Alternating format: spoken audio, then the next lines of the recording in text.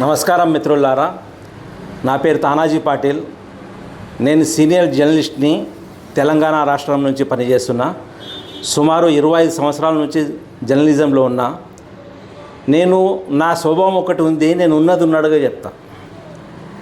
ఏదైతే గతంలో పవన్ కళ్యాణ్ మీద అవాకులు చెవాకులు చెప్పడము, కొంతమంది నాయకులు అదే మాట్లాడడం, నాయకుల వెంట తిరిగే వాళ్ళు కూడా ఇష్టం వచ్చినట్టు మాట్లాడారు. బాధపడ్డా నేను.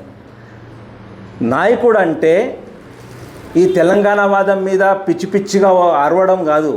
నాయకత్వం అంటే ఏదైతే పవన్ కళ్యాణ్ ఒక బాబుని 17 సంవత్సరాల చిన్న పిల్లవాడిని ఆయనని సహాయం చేయడం, ఆయన ఇంటికి పోయి పరామర్శించడము, వాళ్ళకు నేనున్నా అని చెప్పడము, అది నాయకత్వ లక్షణాలు.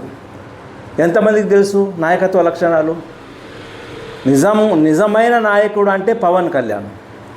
చాలామంది ఉన్నారు మన తెలంగాణలో. ప్రతి గల్లీల్లో ప్రతి వీధిలో కనబడుతూ ఉంటారు నాయకుడు. ఖద్దరు వేసుకోగానే నేను కండువ వేసుగానే నేను నాయకుడు అని చెప్పి పెద్ద పెద్ద మాటలు మాట్లాడతారు. అలాంటి నాయకులు కారు. నేను అనుభవపూర్వకంగా చెప్తున్నా. నేను జర్నలిజం ఫీల్డ్లో చాలామందిని చూసిన. స్పందించే నాయకుడు ఉండాలా, ఆదుకునే నాయకుడు ఉండాలా.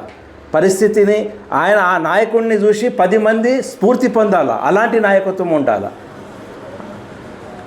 పవన్ కళ్యాణ్ తెలంగాణ వాడు కాడు అని కొంతమంది, పవన్ కళ్యాణ్ ఆంధ్ర వాడు కాదు అని కొంతమంది, ఎట్లా వస్తాడో చూద్దామని కొంతమంది, నేను తాట తీస్తా అని కొంతమంది, తోలు తీస్తా అని కొంతమంది, అన్నీ ఈ పిచ్చి పిచ్చి మాటలతోటి చిన్నపిల్లలు చెడగొడుతున్నారు. నిజంగా చెప్తున్నా, నేను పవన్ కళ్యాణ్ ఎప్పుడైతే హన్మకొండ పోయి ఒక తెలంగాణ పిల్లవాడిని చూసి స్పందించి హక్కున చేర్చుకొని డబ్బులు ఇచ్చి ఆ కుటుంబాన్ని గుండెంత ధైర్యం ఇచ్చారు. అది నాయకుడు అంటే.